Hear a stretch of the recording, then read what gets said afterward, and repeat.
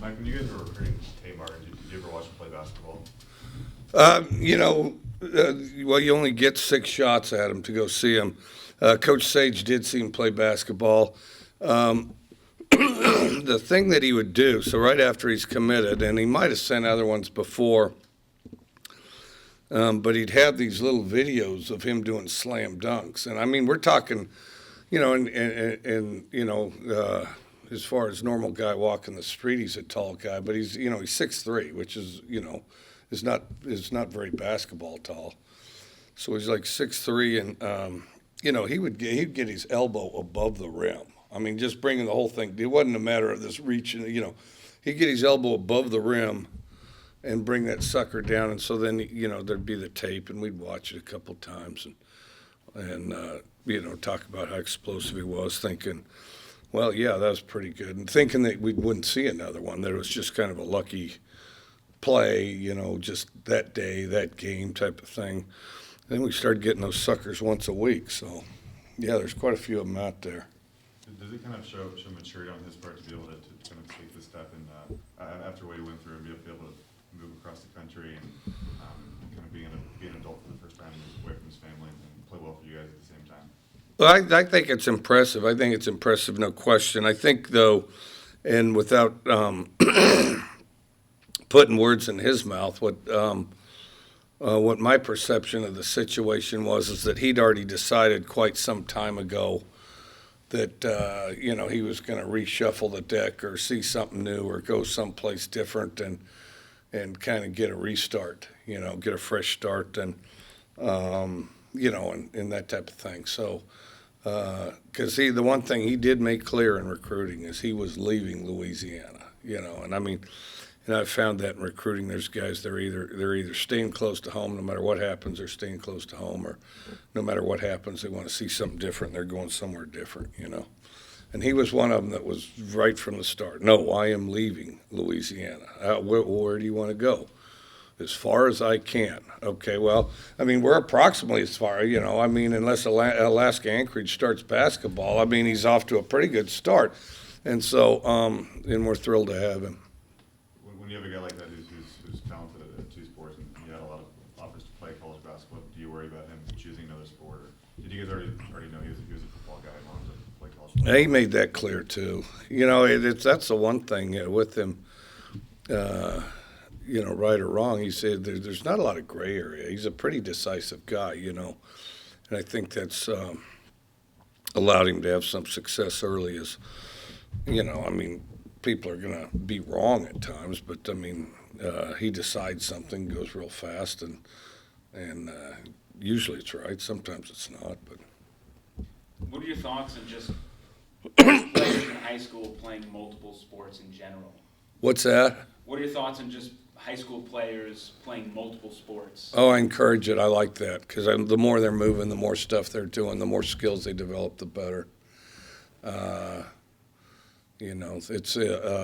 It's not a congruent season in some cases. I've always had really good luck with soccer players, with former soccer players, and that's the ultimate sport that you'll hear football coaches argue about in high schools, and maybe it's because they're fighting for field space or something. I don't know. I don't totally understand it, but soccer players, former soccer players, I've had really good luck with. Yeah, if I was dictator, we would force everyone to play soccer until 9th grade, okay, and then if you were too good at football, you'd be forbidden from playing soccer, and you'd only be allowed. But we up till like 10th grade or something, you'd be forced. And we're going to develop as much lateral movement as we possibly can, as much footwork as we possibly can, as much vision right and left as we possibly can. Oh, you don't feel like running today? No, too bad. You're playing soccer. You're running up and down, back and forth, and sideways, and then. Yes, you do still have football practice tonight, and then, but I think you have, some really mobile, explosive people. Just thinking back to Tay and both Brandon a little bit more, you gave them high praise after the game on Saturday. They both have obviously put in the work. Was there a point in fall camp or earlier this season where you think it all clicked for them, where they started to develop? Tay and who? Brandon Acronato. Oh, Brandon's been here for a while. Brandon's been here for a while. Okay, so Brandon wasn't really overlooked, but you invest your reps where you can. And part of our thing, we had a lot of freshman receivers, a bunch of freshman receivers, and we invested our reps into seeing what they could do, what they couldn't do, who could help us this year, who couldn't. And so then I think in some ways Brandon got the short end of that, but then, just hung in there, and then it's like, okay, this guy's not ready, okay, this guy is, okay. Well, then we're left with, Brandon, who definitely deserves to go out there and play a whole bunch, and his skills are such because he's steadily improved. He went from, the worst blocker I'd ever seen to a better blocker than most of the receivers. And, as he started using his hands, he started getting off of jams and things, and so he just got better and better. And he's been kind of has grown and developed since he's been here. Tay was always an explosive guy, and just making sure he went the right direction, went the right place. But the one thing about him, like I said, correct or incorrect, it was always full speed. And you always give yourself a chance if you go full speed, even if you're wrong. You might end up making it right because you're doing something fast. And then the other thing is, if you're constantly pushing yourself fast, then you improve more quickly. Guys going half speed, they're not going to improve. How can you improve? You going half speed? Well, he never goes half speed. He goes full speed. So he's improving fast, and it's helped him. And he's passed some guys up. Blocking wise, did you see Brandon's blocking get better in fall camp? Was it something that was noticeable from before? It's been over time. The biggest thing with blocking, there's some people misunderstand blocking. They think blocking's about biting the guy across from them, and that's fun. That's fun, and if you can do it, we'd all like to see if our guy's blocking somebody, we'd all like to see the guy across from him get blown up. That's why you have football in the first place, all this kind, gentle society that we enjoy right now and are just reaping such great rewards of, this stuff. Let's be honest. The reason you have football is so you can see somebody knock the hell out of somebody. And so you'd like to see that. You'd like to see that. But the thing is that that's not the most important aspect of blocking. Because prior to that, the best blocker on the team was Robert Lewis. And one of the best blockers on the team, depending on the play, and he's a work in progress, is Renard Bell. The most important thing about blocking is position, having great position, being in great position, taking the spot away from the other guy. It's not totally unlike basketball being away from the ball. In other words, we need a guy that can mirror the guy across from him less than 3 seconds. Now, that guy might be a linebacker guy that's sitting there, batting him around, but he's got a helmet on, he's got shoulder pads on, and if you do it if you can sustain that for 3 seconds, you win. And so we're in the business of sustaining that for 3 seconds, and it has to do with taking his spot away and mirroring him and having your eyes in the right place and reacting quickly with your feet rather than just a huge blow taking a chunk out of somebody. And then as you understand that, then you can get really good at blocking. And I've had some small guys that are great blockers. Had a guy, he's coaching at North Texas right now, Johnny Mack, so he played running back. And Johnny Mack's a little bitty guy. Big smile and a lot of gold teeth.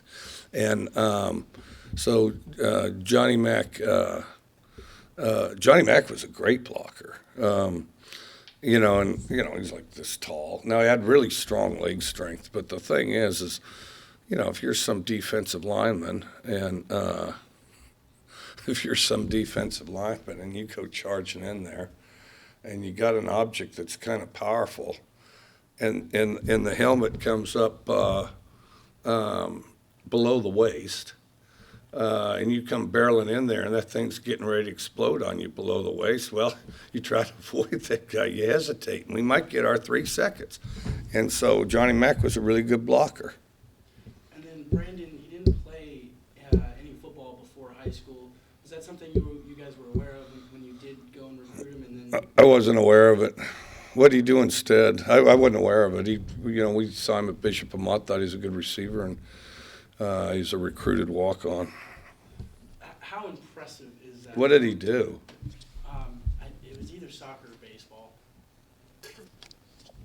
I don't know. We just saw him in high school and thought he played really well. How impressive is that for a player to not have any football experience in their younger years and then to now be a collegiate D1 football player? No, it's impressive. Vince Melee was like that too. I don't think Vince Melee started till he was really late in high school. Might even been JC. I can't remember. He was really late to playing too. It's impressive, no question. Athletic activity is going to help train you and stuff like that. But just knowing the game and reacting to stuff and all the things. How did you feel about some of those newer, not newer guys, but Martin, Patman coming out and after a loss in the rain, kind of all conditions against you, how they kind of mentally, got over it? Yeah, we've responded. I think we had some chances to do some more things. We dropped too many balls. Just the nature of the conditions. It was going to be a defensive game. And so I was very proud of our defense. Anytime you shut somebody out, that's a huge win. I thought that, but we have reacted to bad conditions pretty well. That first half, and I've been certainly colder and snow, where the snow's like dry and stuff. Those were probably the worst conditions I've ever been in, other than the second half of the Sun Bowl when we beat Miami. And, and it was very similar. It was swirling wind, except it was slush. May have been better there, because the slush would at least collect around your face, and there was a point to where you were sort of insulated from the stuff. It was tough. The swirling wind and the rain. The hardest thing is honestly, it's not the discomfort of the weather. That can be distracting, but it impedes the communication. It's tough to communicate. You can't hear clearly, you can't see clearly, that type of thing. Seeing clearly, as it would, because it was swirling, and so then all of a sudden, you'd get drilled in the face with stuff as you're trying to look at something, that type of thing. So, they were tough conditions, but I was proud of how we reacted, When you evaluate a game like this with those conditions, I don't want to say it's like an excuse, but do you look at it through a different lens than maybe what you normally would on a typical film session after a game? You consider the conditions. You just, you just try to figure out, did you do the best you could within, the parameters provided. And I thought we did a lot of the time. I thought we did a lot of the time. I thought we played extremely hard. Thought we played hard generally throughout the game. A few little things here and there. But I think, more positive than negative stuff. It's just the ball and everything slipping around there. You have to work through that. But I also thought this. I also thought we adjusted well to the conditions as the game went on. There's a portion to where you get out there and you do some things, and then as you deal with it, you get better at dealing with it out there after a period of time. So I thought we adjusted pretty quickly. Last Monday after practice, Tuesday, you said we'll see about Tavares Martin returning this weekend. Is that still in limbo? Do you know if he'll return? We expect him to return this week. Yeah. Luke set the wins record for a quarterback at Washington State. Is that something you've talked to him about, and is that a record that... What was it? So Luke won more games as a quarterback Oh. than anyone else. Oh, okay. Clearly you haven't talked to him about it. No. Is that something that, he's not somebody who cares about any of his records, but is that something he can take a little pride in? Oh, I think it's always difficult to be the top guy that won the most, but, we'll try to win a few more. So the next guy down the road, it's a little tougher to get. So, yeah, we'll just focus on this one, see if we can't get another one this time. Yeah. Coach, have you ever had a defense that's pitched 2 shutouts in 1 year? And how gratifying is that to kind of? I'm not sure. I can't remember. We had some really good defenses at Tech, and we did pitch some shutouts. I just can't remember. I mean, you'll have to look it all up. Is that any more gratifying on the offensive end to know your defense is going to put up a pretty solid performance week in and week out? Well, it's good. I mean, it's definitely good because you try to win the game on all 3 sides of the ball. But shutouts that's the ultimate defense accomplishment. Should have had one earlier this year too, which we didn't. But anyway. Any questions on the phone line for Coach Leach? Yeah, Mike, it's Steph. Would you say that Tay Martin earned himself a few more reps after last week? And I know you said Tavares Martin is coming back. Is he going to be the starter?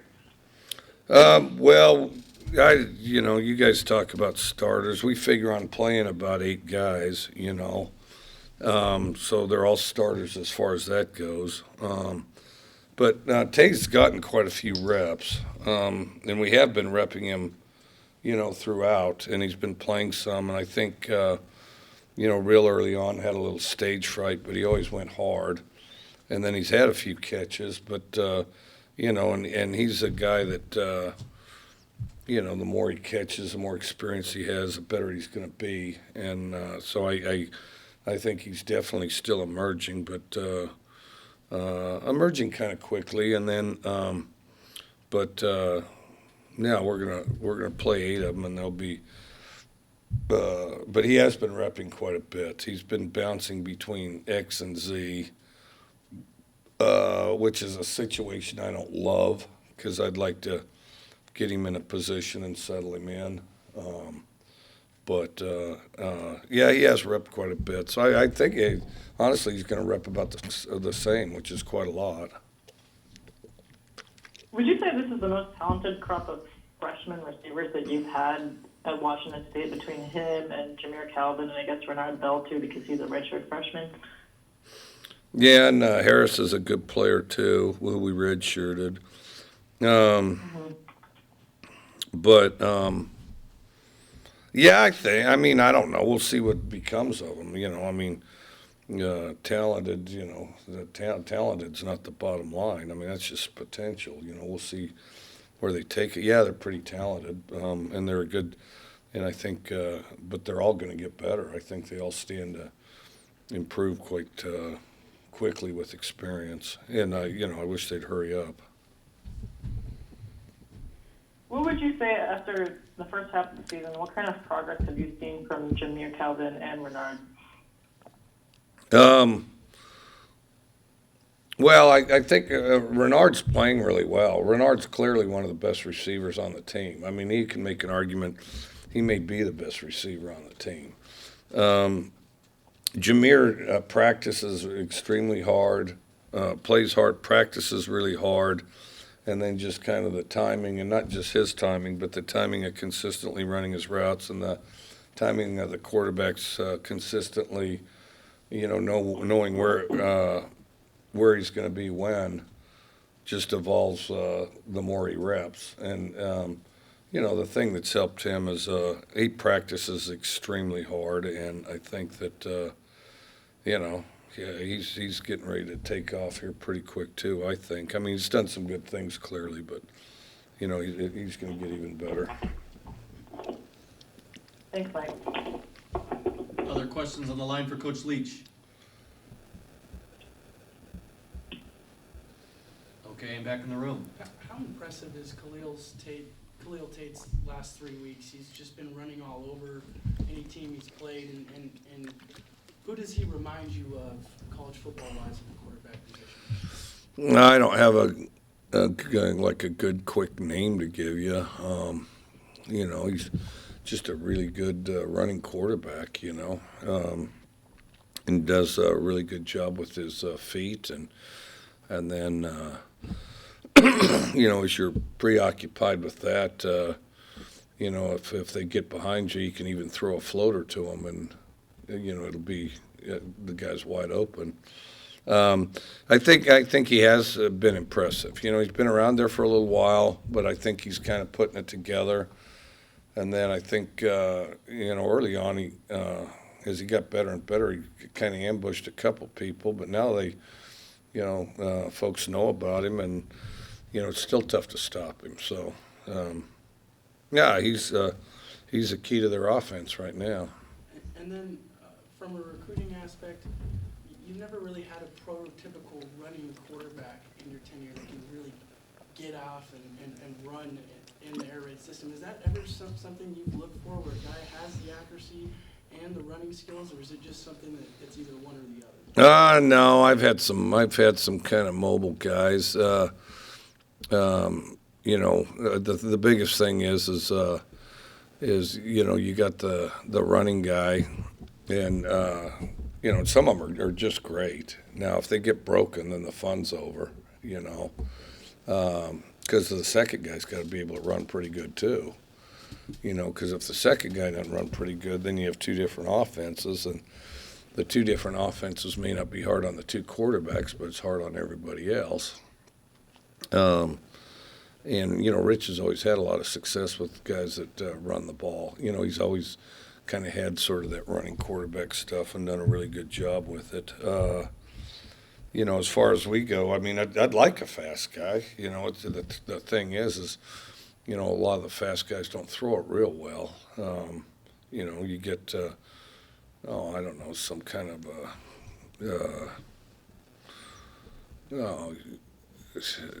who is it? You get some kind of Randall Cunningham, Steve Young kind of guy. Yeah, it's a lot of fun. But they're just hard to find. And so my number one priority for quarterbacks is, they have to be accurate and make good decisions. And then you got receivers, and you'll let them and the running backs do most of the running with the ball. But it is another dimension if the quarterback can. The other thing with the quarterback, there is an adjustment with the guys that run well too, because then the guy goes back and, is thinking about, all right, where do I throw it? But then when do I run it? That's another decision too, that's another decision that goes into the equation. So it takes them a little while to adjust to it. If you find any good ones, let me know, and we'll probably get them, and we'll turn them into, we'll go break a bunch of everybody else's records, And then the last part of that, if you did find that Cunningham, Steve Young type player, do you think he could take the air raid to a whole other level that the world's never seen? Well, Steve Young basically played in a version of the air raid, if you think about it, because we borrowed a lot from BYU, the same stuff that he played in college, and then in the West Coast, is, because you got all these concepts that are commingled over time where you kind of select them from the next. So there's a lot of concepts that are very similar. So, it's not like it's, untreaded ground, I mean, it's happened. It's the hard thing is to find the combination, Like everybody says, well, how fast is this guy? How fast is he? Well, how well does he throw? And getting a guy to do both things is hard, and there's not too many of them out there. Is Helinski a fairly mobile quarterback? I know we've seen him a little bit throughout his career, but is he one of the more mobile guys you've had? Yeah, I would say I have him more quick-footed than I do fast. He's not slow, but he's got quick feet, and then he's got quick feet, and he's got a quick first couple steps. Fast overall, I don't know if I'd quite put him in that category, but he does have quick feet. What category would you put Luke Falk in? He's almost like garden variety drop back quarterback, I haven't timed him in a while, but shoot, those drop back guys. Now they'll lie about their numbers. They'll lie about what they were on the 40 in, and they'll shamelessly lie about it. But your typical drop back guy, NFL or college, they all run 4.9s. They're just 4.9 guys. That's what they are. Oh no! One time, all right, the guy was on a diet and had track shoes, and and somebody with an accommodating stopwatch and says he ran a force. No, you didn't. You're a 4.9 guy. That's just what they are. They're 4.9 guys, and the greatest pocket passers in the history of America. They're 4.9 guys. So Luke? Do you think he I think he's a 4.9 guy. Yeah, that's what I think he is. Can Dillard still beat him in a foot race? Yeah, I think I'd bet on Dillard. I think I would. Dillard's pretty quick. Yeah. Arizona's offense is kind of what everyone talks about, but what have you seen from their defense if you've had a chance to look at them so far? What do I think of Arizona's what? Defense. Oh, I think they're good. They run to the ball well. They run to the ball well. I think they're better on the D-line than they were last year. That's the biggest thing is they play hard. They play hard, and the other thing is they're blitzing more. They're more aggressive overall. Is it accurate to say you're a little bit more amenable to Luke taking off than you have in past seasons? I have been really from the beginning, and he has in the past. He has in the past. I think two things. I think. One, I think that we've had a couple games where we didn't play very good on the offensive line, and we've got to get better at it. And I don't know if those guys took it for granted or thought they were some kind of veterans that did pro walks out there on the field, like been there and seen it all type of crap. But if they've got that, they can get that out of their head because, if they really work and develop, they can be pretty good. But right now, we're pretty average. And so we've got to improve on that. And then I think, he'll go back there and they let him get hit to the A gap, and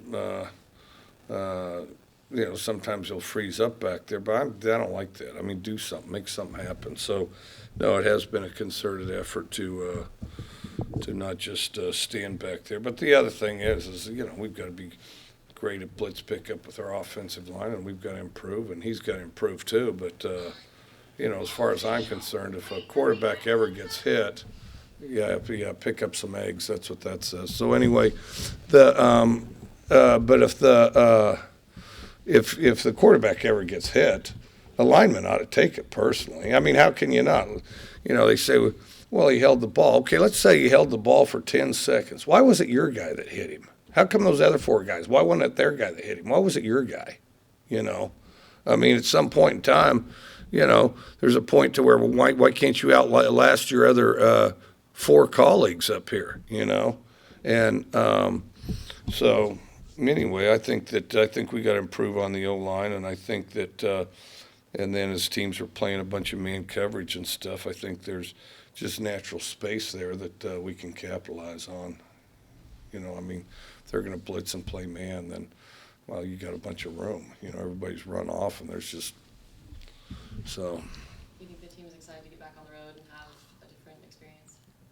Yeah, I think so. I think so. And we've, it's always been nice when we've gone to Tucson in the past. It's a great campus, great location, and and that's the one thing about our conference is the scenery's different from one place to the next. We got the most diverse locations as far as geography of anywhere in the country, and that's part of what makes it exciting. So, yeah, this would be, one that's quite different than here, and so I think it's exciting for us to go down there and see it briefly, but most importantly, go out there and, play the best we can and win the game. Was the scenery in the Big 12 pretty bland everywhere you went, or is all look the same? Big 12, ironically, Lubbock was the biggest city in the Big 12, other than Austin at that time. That was before TCU was in it, which, of course, Fort Worth's a bigger place. But, yeah, we were the second biggest city in the Big 12. How about that?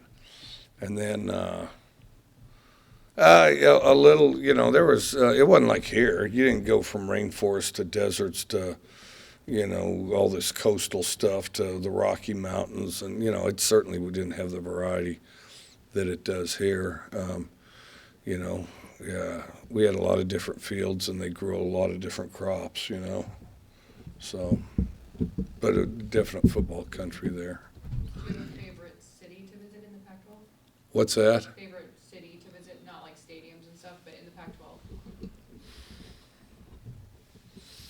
Oh, geez, I don't know.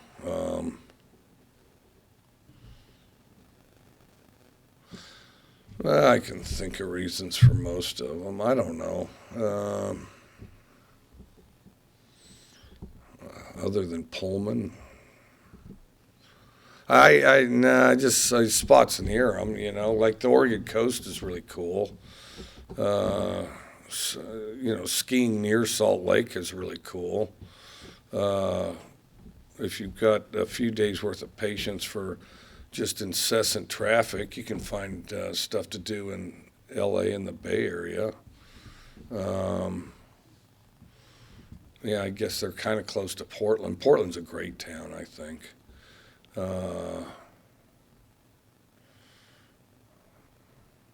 Yeah, I don't know. I mean, they're okay.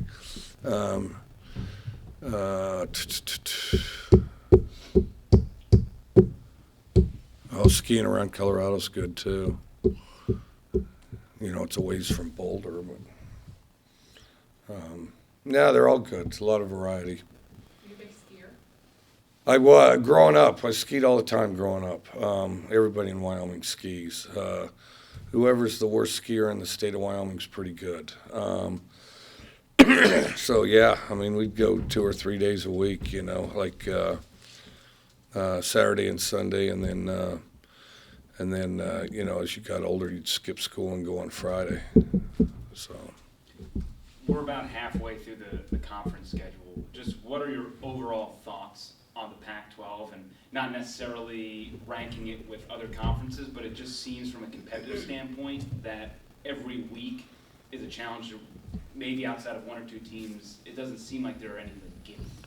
I don't think there are any gimmies. I think, and that's the thing that makes the Pac-12 unique to the other conferences in the country. I mean, you know, just as far as being competitive from top to bottom, ours is the most competitive conference. You know, I mean, there's the arguments that you know, this team may be the best in the country, that team may be the best in the country, that team, okay, and you know, and they say, well, but this team's better than any team in the Pac-12. Well, that may be.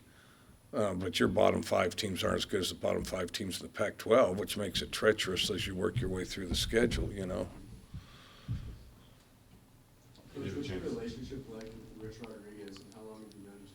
Known him a long time. Great guy. I've actually known Rich since I was towards the end of my tenure at Valdosta State. Oh, the kids' pictures. See, it's the kids' pictures. You know, they're messing with something on the floor, and one of them spit up. You see. Okay. Rich was coaching at a small college in West Virginia when we were at Valdosta State, and was throwing it around a lot, and so then. You know, kind of became conscious of each other. Have gotten to know each other more and more since. You guys would say you think a lot alike? Well, we both spread it out and have for a long time. They spread it out. They spread it out to run it. We spread it out to throw it. But as far as covering the field and stuff like that, we've both been at that for quite a while.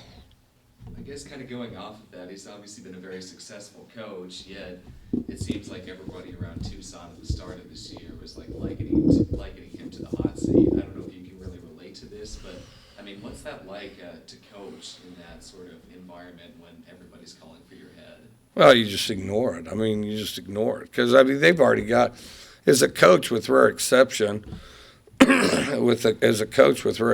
unless you're lazy, and I don't know hardly any lazy coaches.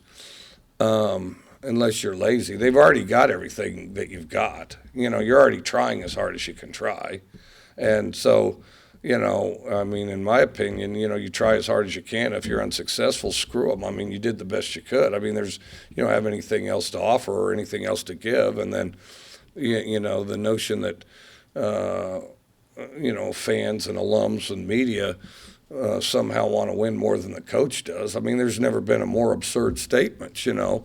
Fans or somebody acts like they want to win so bad. Well, they don't want to win as bad as the coaches and the players do. And it's not even comparable. I mean, it's not even remotely comparable. So, you know, you just ignore it because you already know you're more deeply invested than anybody else to begin with, you know. Any other questions for Coach? Did you have a chance to hang out with Gabe Marks at all? I didn't. I saw him on the scoreboard. I didn't, and I'm going to text him. Kind of curious if he's still in town. I didn't see him. Of course, it was a late game and everything, and Gabe might have decided to get out of the rain. I don't know. He popped in right before you got here. Oh, he did. About 20 minutes. I might see him upstairs then. He's lively. Any other questions for Coach Leach? Okay, Lindsay? Who would win in a real-world fight between Vikings and Pirates, and why? That's a tough question.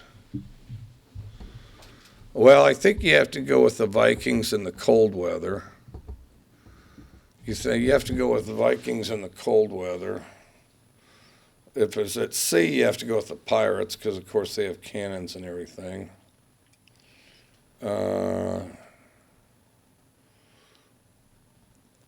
Well, now the hot weather on one of those islands, because they did find their way south. I mean, you know, they believe the Vikings went clear down to Italy. As a matter of fact, I've read where the Vikings were trying to go to Rome.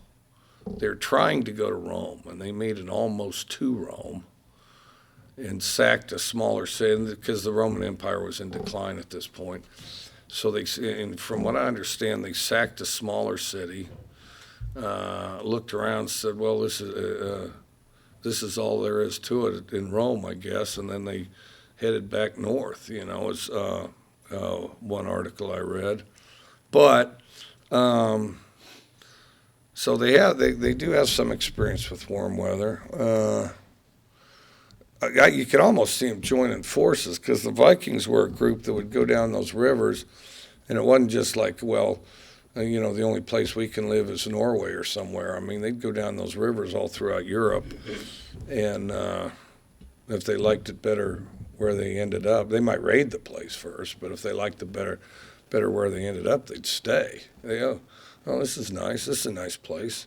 Oh, and by the way, oh, yeah, you know, the people that live here, they seem nice. And, well, maybe I can marry one of their daughters, you know. I mean, it would be like that, you know. So they just stay. And then, of course, some of them would find their way back to Norway, and so it went. But, yeah, I could see them joining forces. It would be nice to see them, you know, just for the sake of competition, get in a nice battle maybe on one of the Caribbean islands and get after it, you know. Say they had trickled all the way around, stuck around Newfoundland and worked their way down the coast, you know, who knows. So. If you could go back in time and be one or the other, which would you choose? Well, that's a great question. Pirates get better gear. Pirates get better gear and better weather.